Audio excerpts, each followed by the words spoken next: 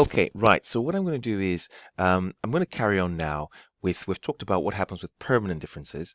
Now we're going to start talking about deferred tax, but I'm not going to use the term just yet. I'm just going to play out the scenario, exactly using the same scenario as I've just done with this business that had a profit before tax of £1,000. So the question said that, oh, you have this situation where you have a profit before tax of £1,000.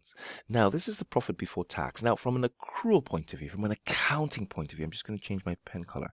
From an accounting point of view, we have a scenario where we're saying that, listen, the profit before tax, this is the profit we've made for the year, and so the associated matching tax, the tax expense, like the electricity expense that yielded this profit, the wages expense that yielded this profit for that period, this is year one, for example, right, is 30%. So the associated relevant accounting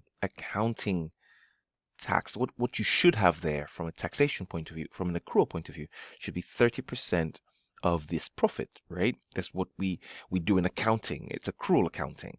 So 30% of this should be 300, 30% of this should be 300, 30% should be this 300, which means that the profits, we can compare companies to each other, if you like, because this is the taxation. You pay more tax based on more income, less tax based on less income, right? So this kind of accrual system is what we're talking about here. And this should be the tax, if you like, and therefore profit after tax would be 1,000 minus 700, and you'd be done.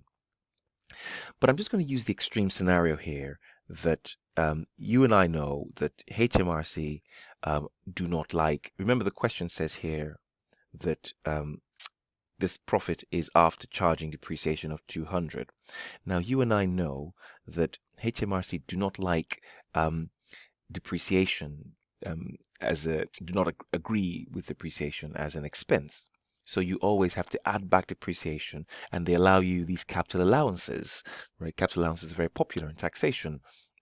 If you like to encourage businesses to invest in long-term assets. So what we have here, I'm just going to shift and show you what's really happening. Usually, this is just an example, usually, right, many organizations can get 100% capital allowances either via the annual allowance scheme, where they have up to a scope of 2 million, or you're just allowed 100% of the asset. Now, this is really important. This is the first thing I want to state, that when we talk about assets, right, assets are long-term expenses, right? Assets don't just happen in the 1 year. Assets are over their life. This is important. Assets, we talk about assets as income happening over the life of the asset. So what's happened here, for example, is that over the life of this asset, and I use 3 years, over the life of the asset, you have, if you like, depreciated the asset by £200 each year. You have in effect recognized, if you like, an expense of £200 every single year. That's what you've done over the life of the asset. So you have literally saved tax over 3 years, right? Or you have utilized that asset over 3 years, and hence, I mean, it's just 3 years. I mean, the 600 was utilized over 3 years. That's what that's what happened. And that's how we should see it. It's not just a 1 year event. It's a 3 year event. That's the point. That's the point. Now let's look at the scenario here. What HMRC say, listen, you see this £1,000, you can't allow depreciation. Add the 200 back because we don't allow you depreciation. So now you have income of 1,200, if you like. And that happens every single year, right? HMRC say, listen, we don't allow you to add we don't recognize depreciation. That's the point. We don't allow depreciation. So over this 3 year period, what HMRC is saying that, listen, what we will do is we will give you, say, it depends, but I'm just going to use the extreme. We're going to give you a 100% capital allowance of 600. I mean, you bought the asset for 600, right? So you can recognize 600 as an expense in your first year instead of splitting it over a 3 year period.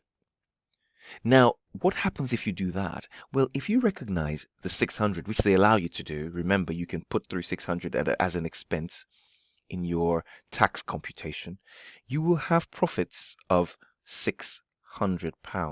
That's what you will have, profits before tax. You now tax this 600 at 30%, and what you now have is you will have taxation of 180. Now, in your second year, remember that this is over the life of the asset. Over the life of the asset, in your second year, you've used your capital allowances. So you don't allow depreciation. You add back depreciation, but you don't have any capital allowances now.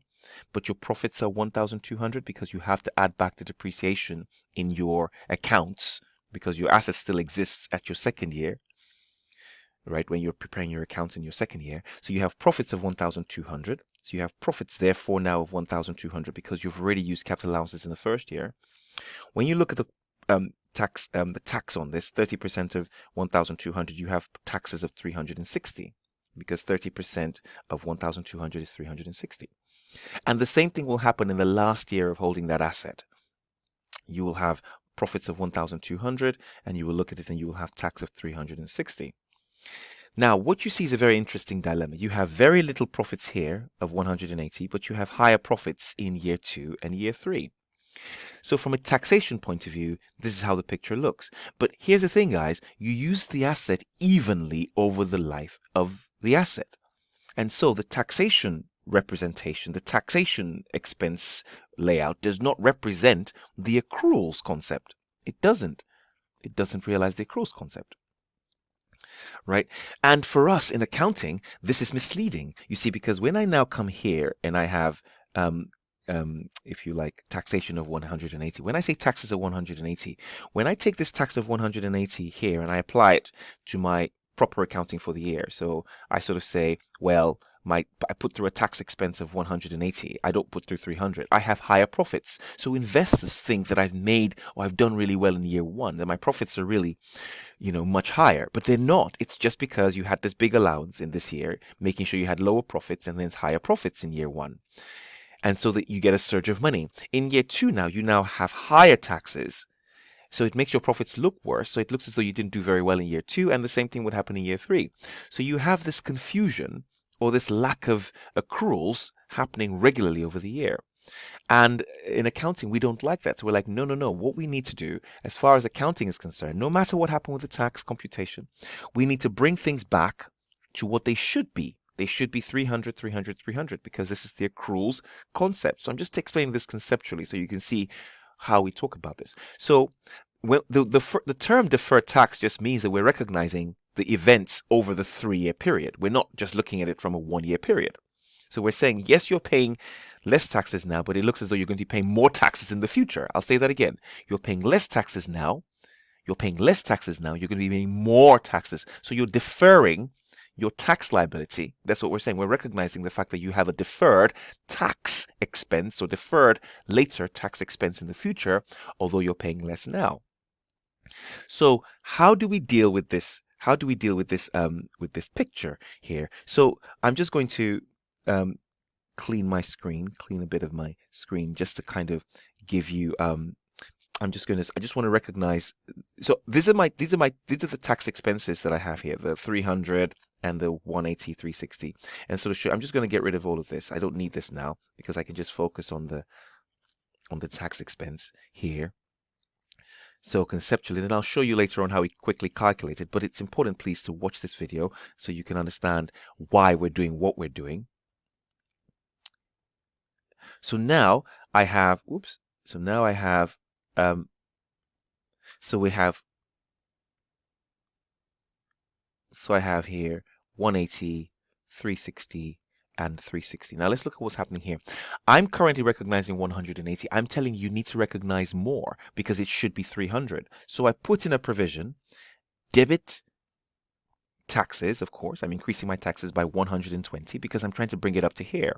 And I credit what's referred to as a deferred tax liability to recognize that I'm going to be paying more taxes in the future of 120.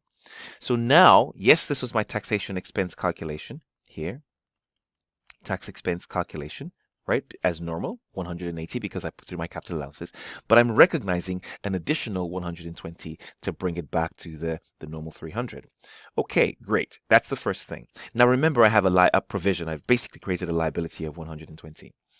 So this is year 1. This is what happens in year 1.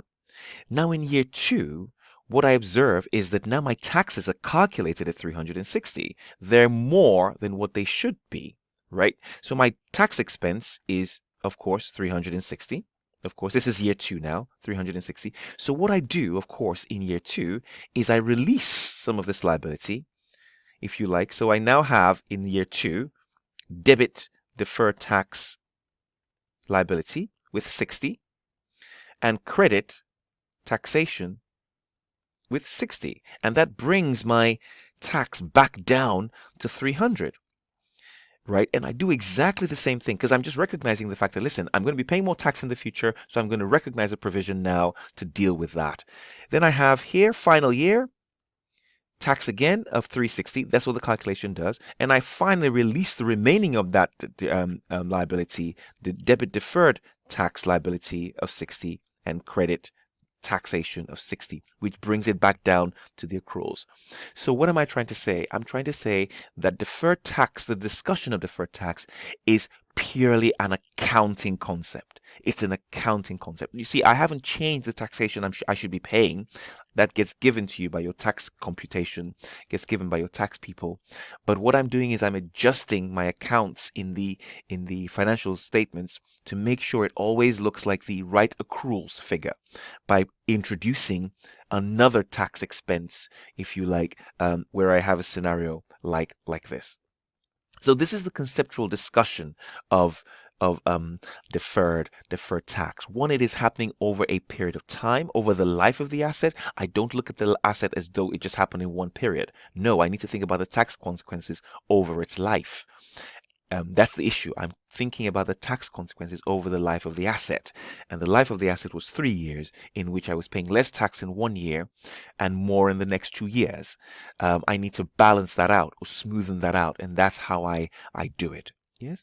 And in the next video, I'll show you how we quickly do it, how it's actually done in terms of calculating because you in your question, in your exam, you have to calculate this 120, and I'll show you how they do it in the exam, and which is quicker and the way we should do it. But conceptually, this is how we arrive at those figures. Okay, great stuff. I'll see you in the next.